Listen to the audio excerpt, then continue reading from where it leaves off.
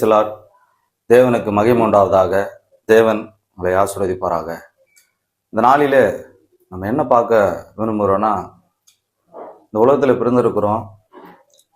அநேகருடைய வாழ்க்கையில ஏதோ ஒரு மலட்டுத்தன்மை, ஏதோ ஒரு போராட்டத்திலே நம்ம இருக்கிறோம். விசேஷமா எதை குறித்து பேச நான் ஆசைப்படுறேன் அப்படின்னா, கர்ப்பம் இல்லாத பிள்ளைகள் நிறைய பேர் இருக்கிறாங்க. பிள்ளை இல்லாத, எனக்கு ஒரு பிள்ளை பாக்கியம் கிடைக்குமா, அந்த பிள்ளை தாங்க ஒரு உபத்திரவம். கணவன் மனைவிக்குள்ள இருக்கிற ஒரு பெரிய ஒரு கஷ்டமே அதான். பிள்ளை இல்லாத இருப்போமானால் அந்த பிள்ளை இல்லாததே நம்மள ஒரு ஏளனமாய் பேசக்கூடிய ஜனங்கள் மத்தியில நம்ம இருக்கிறோம்.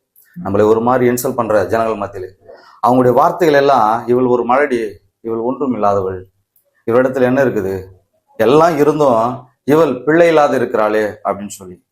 அங்க வேதாகமத்துல அன்னாள்னு ஒரு தேவ மனுஷி இருந்தா. அவளுக்கு பிள்ளை இல்லை. அவ தன்னுடைய வீட்டுக்கார இடத்துல கேட்கிறா, எனக்கு பிள்ளை இல்லையே அப்படின்னு சொல்லி.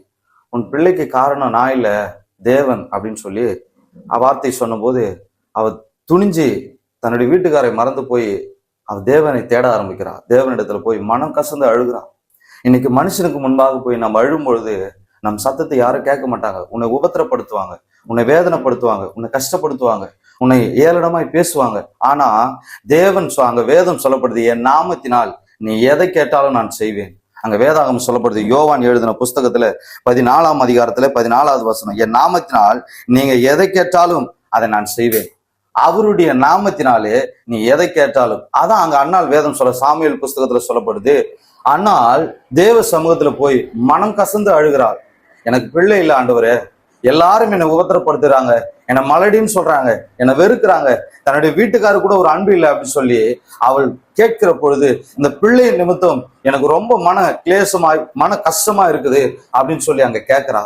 அந்த கேட்ட மாத்தத்தில் அவருடைய கண்ணீரை பார்த்து, அவருடைய உபத்திரத்தை பார்த்து, அவருடைய வேதனையை பார்த்து, அவள் படுகிற கர்ப்ப வேதனை பார்த்து, பிள்ளை 10 மாதம் வச்சிருந்து எடுக்கிற பிள்ளையை பெற்றெடுக்கிற வேதனையை பார்க்கிலும் பிள்ளை இல்லாத கஷ்டப்படுகிற வேதனை எப்படிப்பட்ட தெரியுமா? அதுதாங்க மிகப்பெரிய ஒரு கொடுமை.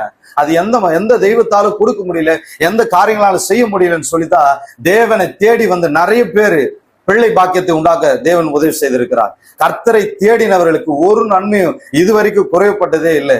செத்து போன மலட்டு தன்மையை அவர் உயிரோடு மாற்றுவதற்கு அவர் வல்லமை உள்ளவரா இருக்கிறாருங்க. செத்து போச்சுன்னு சொல்றாங்களா மருத்துவர்கள்? இல்ல, உனக்கு முடியாது, வாய்ப்பே இல்லைன்னு சொல்றாங்களா?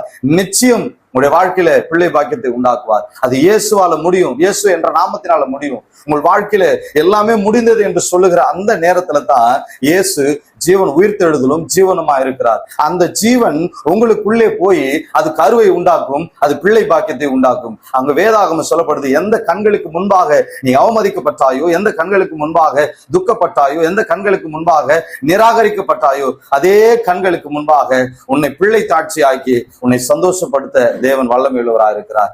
இங்க வேதம் சொல்லப்படுது, என் நாமத்தினால் நீ எதை கேட்டாலும், ஆண்டு சொல்றார், நீ எதை கேட்டாலும். அப்ப பிள்ளை கேட்டால் அவர் தராம இருப்பாரோ?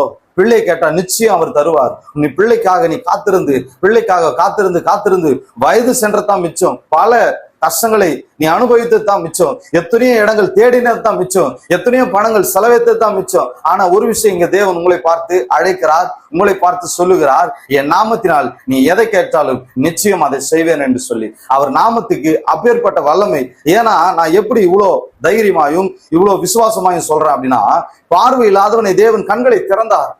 90 வயதுல தேவன் கர்ப்பத்தை திறக்கிறார். தூக்க நாடி இல்லை, தூக்கி பால் கொடுக்கறதுக்கு நாடு இல்லை, ஆனா கர்ப்பத்தை திறக்கிறார்.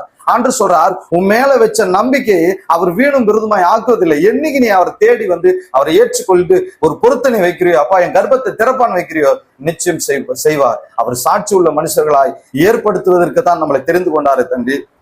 அற்பமா இருக்கவோ, அற்பமான ஜனங்கள் மத்தியில வாழ்வதற்காகவோ தேவன் நம்மளை தெரிஞ்சு கொள்ளல. இன்னைக்கு உங்களை பார்த்து தேவன் சொல்லுகிறார், நிச்சயம் கர்த்தரை தேடி வந்து பாருங்க, இயேசுனுடைய வார்த்தையை நம்பி வந்து பாருங்க. இயேசு உங்களை வாழ வைப்பார், இயேசு உங்களுடைய கர்ப்பத்தை திறப்பார், இயேசு உங்களுக்கு எல்லாவற்றையும் செய்து உங்களை ஆசீர்வதிப்பார். எந்த கண்களுக்கு முன்பாக, மறுபடியும் சொல்லுகிறேன், எந்த கண்களுக்கு முன்பாக நீ மலடின்னு சொல்லப்பட்டாயோ, அதே கண்களுக்கு முன்பாக உன் தேவனாகிய கர்த்தர் உன்னை பிள்ளை தாட்சியாக்கி ஒரு குடும்பமாய் உன்னை ஆசீர்வதிப்பார். சந்தோஷத்தையும் மகிழ்ச்சியும் நீ அடைவ. நிச்சயம் இது சந்தோஷத்தையும் மகிழ்ச்சியும் காண பண்ணுகிற தேவனை நீ நம்பி வந்து பார். தேவன் உங்களை அற்புதமாய் நடத்துவார். தேவன் தாமே இந்த வார்த்தைகளை ஆசீர்வதிப்பாராக. ஆமென்.